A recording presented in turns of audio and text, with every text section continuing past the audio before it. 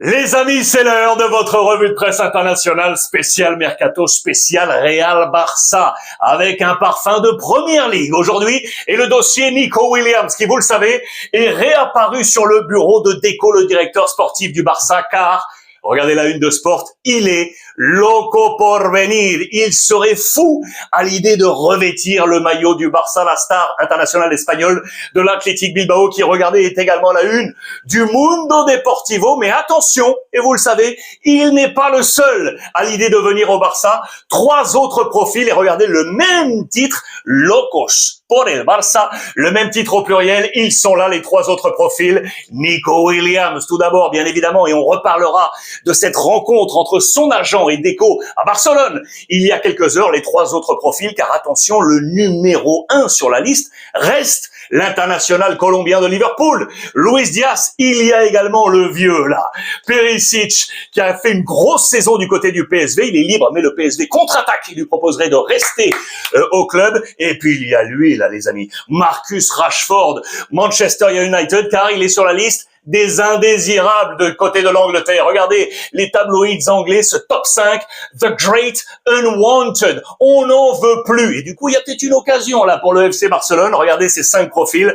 On pense notamment à Anthony, Manchester United également, qui était prêté du côté du Betis avec une finale perdue européenne. On pense à Darwin Núñez avec Liverpool, Raheem Sterling, Chelsea, Jack Grealish, Manchester City, et donc Marcus Rashford. Est-ce que vous pensez que c'est un bon profil éventuellement pour le FC Barcelone? Ce qui est sûr, c'est que Nico Williams a un atout dans sa manche, la mine.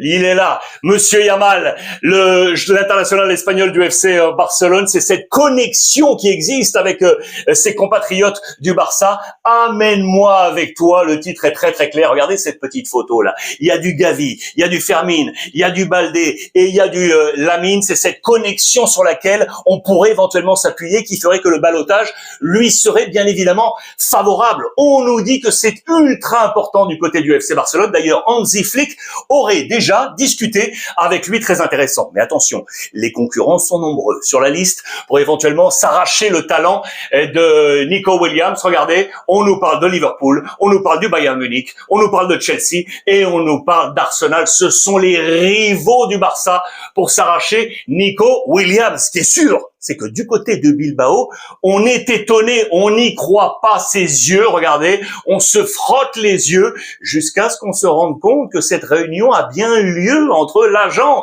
Félix Tainta, qui a pris l'avion direction Barcelone pour aller rencontrer Deco tête à tête. Et d'ailleurs, cette réunion a été vue comme un geste de reconquête du côté du Barça pour faire que ce ballottage soit d'autant plus favorable afin qu'il rejoigne le FC Barcelone. Ça a même généré un débat au sein même du Barça. Il y a d'un côté les partisans de Nico Williams et de l'autre les partisans de Luis Diaz. Quel sera le bon profil pour le FC Barcelone? Dites-moi ce que vous en pensez, les amis. Attention à Araujo. L'international uruguayen serait, je dis bien serait, un possible sortant. Et pourtant, souvenez-vous, il avait prolongé jusqu'en 2031, une saison un peu moyenne avec une blessure, et du coup Hansi Flick avait dû composer notamment sans lui. Hansi Flick a trouvé d'autres solutions, et du coup, du fait qu'on a peut-être d'autres moyens, eh ben on se dit du côté du FC Barcelone que Araujo serait peut-être un profil idéal pour banquer, les amis, pour gagner de l'argent et aller chercher de la valorisation, pour aller chercher sur le marché des transferts. Attention à cette situation, ça peut être un chouïa lent, mais ça peut être intéressant. Surveillons ensemble la situation d'Araujo. Lui, en revanche, ça va s'accélérer.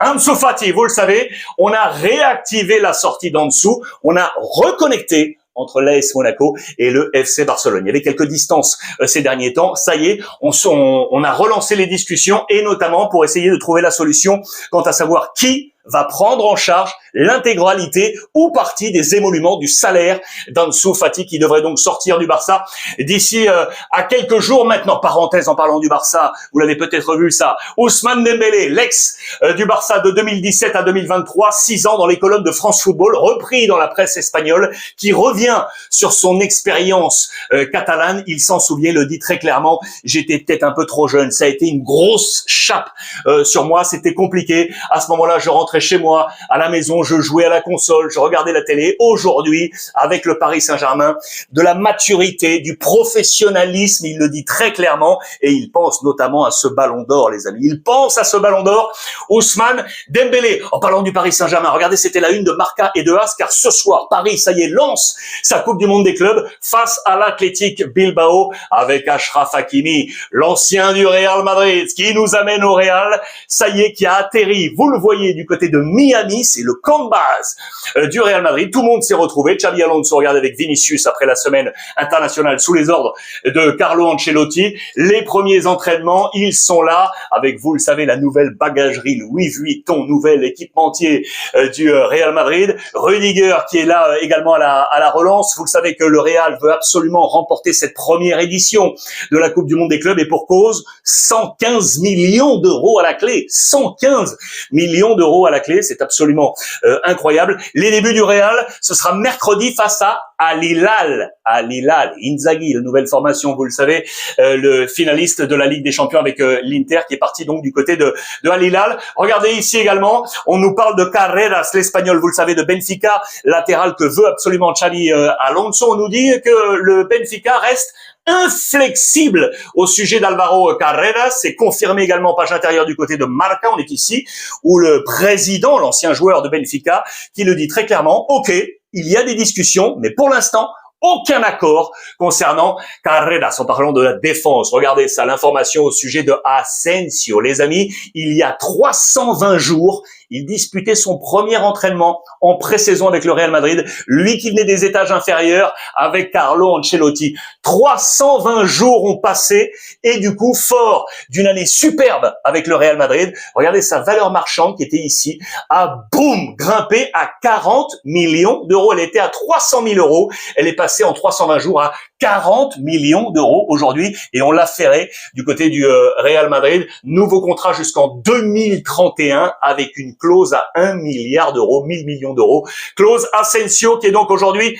un élément fort futur pour les catégories de Xabi Alonso. Kylian Mbappé, donc là dans cette reprise du côté de Miami, regardez cette photo justement avec le nouveau coach du Real Madrid, photo avec le président, tout le monde s'est retrouvé et donc Kylian Mbappé qui veut aller chercher cet objectif. Il a, vous le savez, remporté la Bota de Oro, le soulier d'or. 43 buts pour cette première saison avec le Real Madrid pour Kylian Mbappé. Il aimerait bien aller décrocher cette Coupe du Monde des clubs. Depuis son début de carrière professionnelle avec Monaco, 333 buts inscrits. On va attendre Kylian Mbappé dans cette Coupe du Monde des clubs. Mais attention, Xabi Alonso a envie également de travailler des alternatives. Il ne veut pas faire porter tout le poids offensif du Real Madrid sur Kylian Mbappé. Il veut trouver d'autres sources, un peu à la Luis Enrique avec le Paris Saint-Germain, d'autres buteurs qui ont fait la somme de ce qu'a porté Kylian Mbappé au Paris Saint-Germain. Et bien, Xabi Alonso veut également trouver ses alternatives offensives. Dans ce jeu offensif, on pense notamment à Arda Güler. Regardez, on s'est retrouvé du côté de Miami, qui, vous le savez, au même titre que Brahim, a vu l'arrivée de cet homme, Mastantuono, qui sera un concurrent pour Güler dans ce 11 de départ de Xabi Alonso. Lui, c'est l'un des phénomènes, regardez, de cette Coupe du Monde des clubs. On va le surveiller attentivement et logiquement, puisque la perle de River Plate, vous le savez, va arriver au Real Madrid. On va attendre avec impatience ses premières performances qui seront scrutées, détaillées par toute la presse espagnole. Et avec nous, dans cette revue de presse, il sera, vous le savez, le 34e Argentin de l'histoire du Real Madrid. Regardez combien d'Argentins dans cette Coupe du Monde des clubs, délégation à 103 joueurs. C'est pas la plus forte. Ok, avec Lionel Messi, star, mais ce sont les Brésiliens qui sont les plus nombreux. 141 Brésiliens dans cette Coupe du Monde des clubs, avec comme fer de lance Vinicius. Et en parlant des joueurs du Real Madrid avec Vinicius, regardez le top 10 des joueurs à la valorisation la plus forte de cette Coupe du Monde des clubs. 1, 2, 3, 4 joueurs du Real Madrid. Top 1, Bellingham, à égalité avec Kylian Mbappé et Haaland à 180. Vous le voyez, Vinicius est juste derrière à 170. Le quatrième, c'est Valverde avec 130. Intercalé Musiala, Bayern Munich, puis Palmer, Chelsea, Rodri, Manchester City, Foden, Manchester City et Julian Alvarez de l'Atlético Madrid. Voilà les amis pour ce point presse aujourd'hui. Ça démarre ce soir pour le Paris Saint-Germain donc face à l'Atlético Madrid. Dites-moi ce que vous avez pensé de toutes ces informations. J'attends vos commentaires avec beaucoup de gourmandise. Je vous embrasse, bonne fin de dimanche et n'oubliez pas, profitez des vôtres et une bonne fête vraiment, très sincèrement, à tous les papas.